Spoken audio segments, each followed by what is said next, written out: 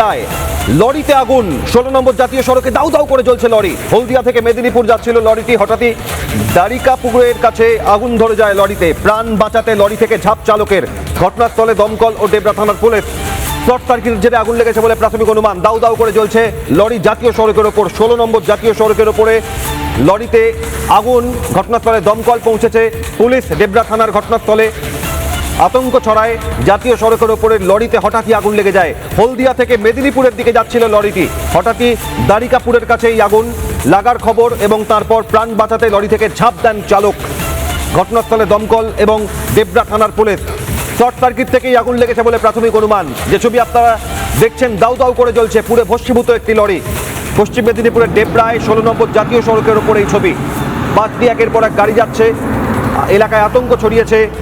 লরিতে আগুন লাগার পেছনে শর্ট সার্কিট কারণ প্রাথমিক মনে করা হচ্ছে। প্রাথমিক অনুমান শর্ট সার্কিটের জেরেই আগুন লেগেছে।